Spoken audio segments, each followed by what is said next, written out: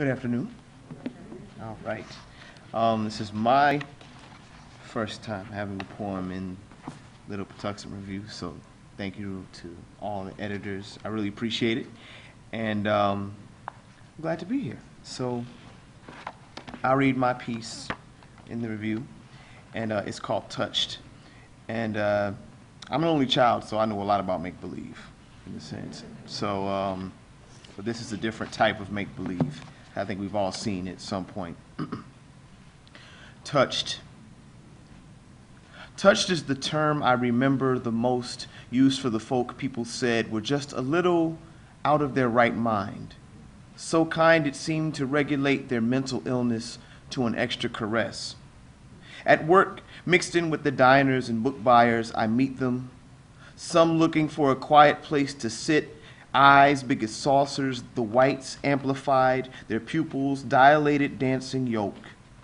The hum is in their heads or in their veins as they try to get their stories right, get all the voices to corroborate on the correct narrative. Some are loud, they walk in to proclaim or confess. Most are vets, crumbling. Others claim a trek from St. Elizabeth's in Southeast. I try soft talk, engage in storytelling, trying to mind the manic, strike lucid ore, and get them up and out before the rubber-gloved police arrive. Quiet weapons for secret wars, one man told me as he stood at attention in the middle of the aisle between the peace studies section and politics of society, yelling about one sperm, one egg, and asking random women if they were straight or gay. Sometimes it's hard to be kind, to carry compassion past the lines of danger and dementia.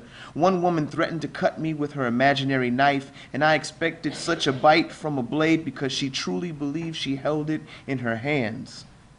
I work this nation's capital, ride the trains, walk the streets, see the touched and teetering among the suits, the briefcased, and the fanny packed. I notice on trains how we ache in our attempts not to bump elbows, share stares, or brush shoulders. The touched hold no such reservations. They reach out, like I'm sure God does, to make sure there's some sort of realness out there, and that once touched, we stay solid, and don't waver, don't fade.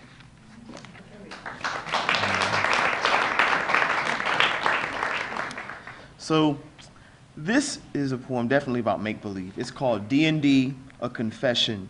And I'm wondering, has anyone ever read Junot Díaz's The Brief Wondrous Life of Oscar Wilde? So it's based on that. I started rolling dice at the age of 11.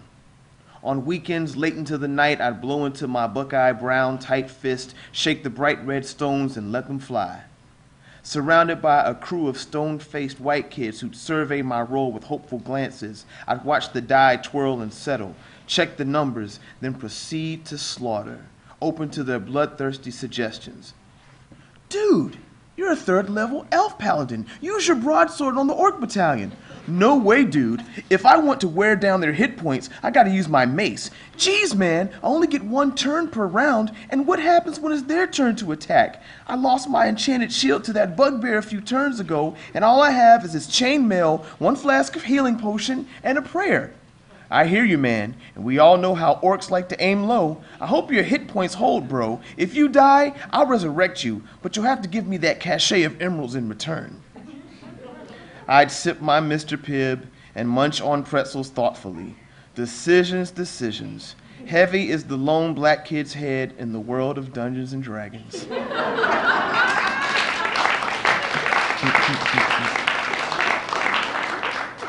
True story.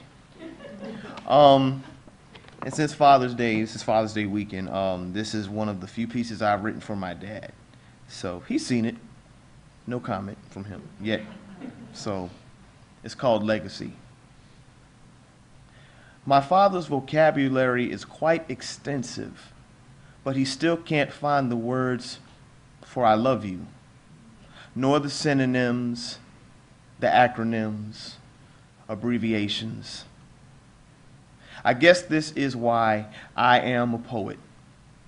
I've inherited the words lost to his dictionary. I am the next volume, updated.